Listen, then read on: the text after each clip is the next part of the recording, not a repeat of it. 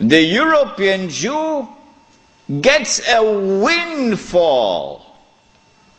A massive amount of wealth now comes his way. How? The hadith was that the earth would yield up its treasures to Dajjal. A child was playing, a black child, was playing in a village in South Africa. And this child, in the middle of the 19th century, found a big stone, glittering stone. Child took it home, showed it to the parents. Parents took it to the chief of the tribe. Chief of the tribe took it to the white commissioner. White commissioner sent it to Cape Town or Johannesburg, one of these places, to have it examined, and promptly came the reply that this was a huge diamond. You think that happened by accident? You're living in Disneyland. No, the stage was now set when that diamond was discovered. Because now we know where the diamonds are located.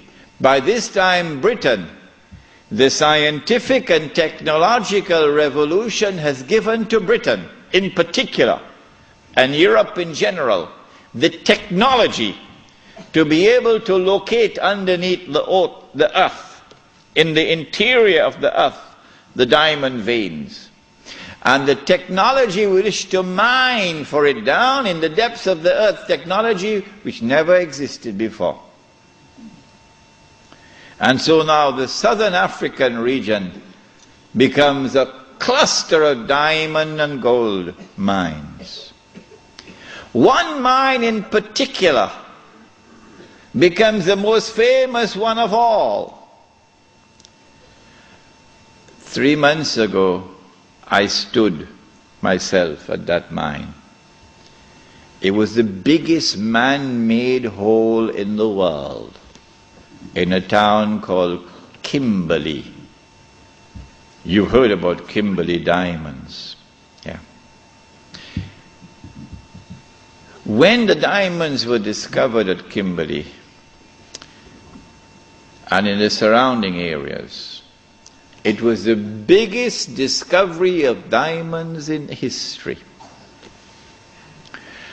And I would suggest to you who are young and who have a thirst for knowledge, go study this part of history, because tonight we have limited time.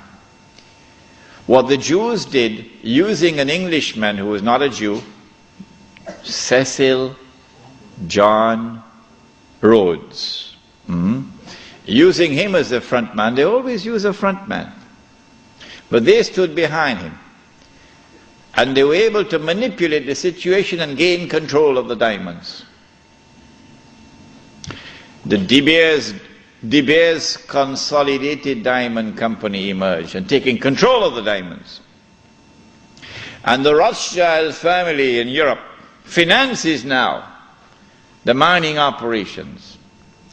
And the bulk of the wealth which now emerges out of South Africa land up in the hands of the Jews.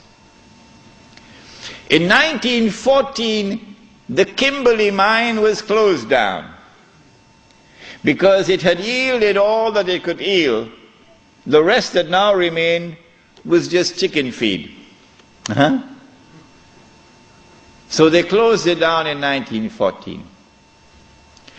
When I went to that diamond mine in Kimberley, there were wheelbarrows filled with plastic cubes to show you, give you an estimate of how many diamonds came out of this diamond mine. There were 5 huge barrows filled, brim, heaping with these plastic cubes. That's how many diamonds they got.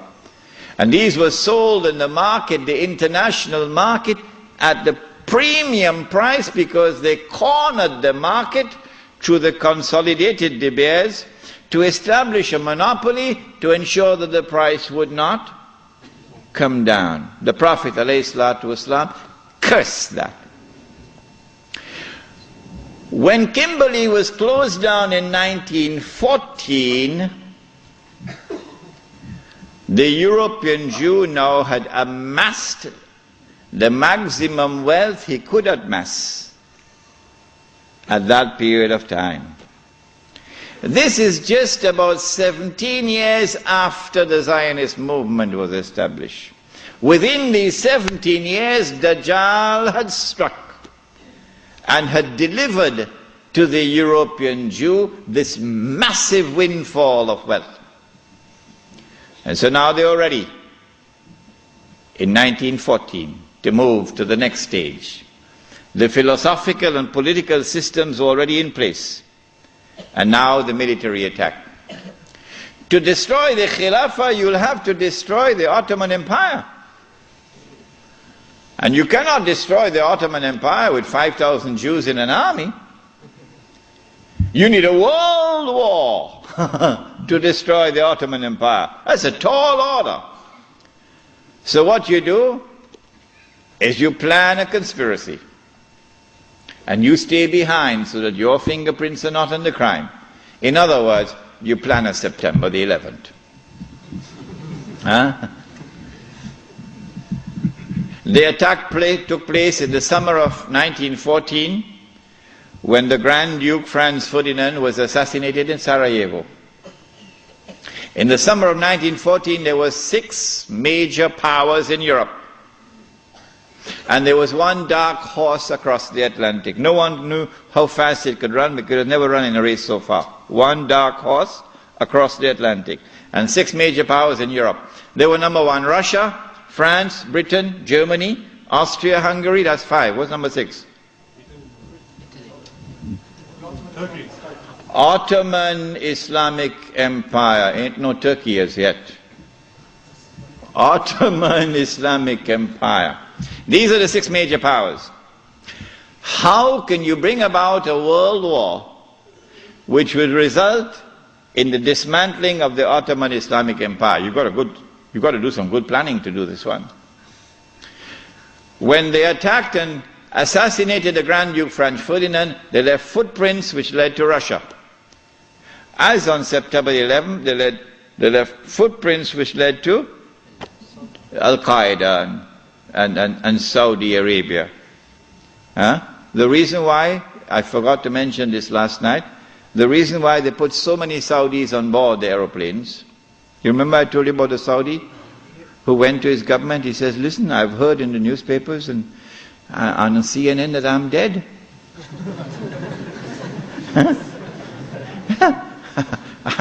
It seems to me as though I'm alive. What they'd done was to hijack his identity and put it on board the plane. I forgot to mention to you last night why they had put so many Saudis. The reason for this is to attack the client relationship, the friendly relations between the United States and the government of Saudi Arabia. If you can replace this with a new relationship of mistrust and hatred and enmity, it'll now facilitate the Jews when they launch their big war to take control of the Saudi oil, which is about to happen. This is why they put so many Saudis on board the aeroplanes. Good. They left footprints which led to Russia. And so Austria-Hungary had no option but to declare war on Russia. But Britain and France already had a treaty, a defense treaty with Russia. The Secretary of State, the Foreign Minister in Britain, was a Jew. And so Britain and France now had to declare war in favor of Russia against Austria-Hungary. But Germany has the same racial ties with Austria-Hungary, so Germany is now forced to enter the war on the side of Austria-Hungary. So they have succeeded. Whoever planned that assassination has succeeded in bringing all these powers now in Europe into a state of war. All that is left now is what they call the sick man of Europe. Who is that? Ottoman Islamic Empire. The Khalifa in Istanbul does not want to enter the war. He knows how weak the Ottoman army is in terms of military technology. But through internal intrigue within Istanbul, the Ottoman Empire is forced into the war, and a Russian ship in the Bosphorus is used as a pretext. Once the war started, that massive wealth which the Jews had accumulated is now going to be used strategically for the purpose of influencing the direction of the war to get the prize that the Jews want. What is that prize?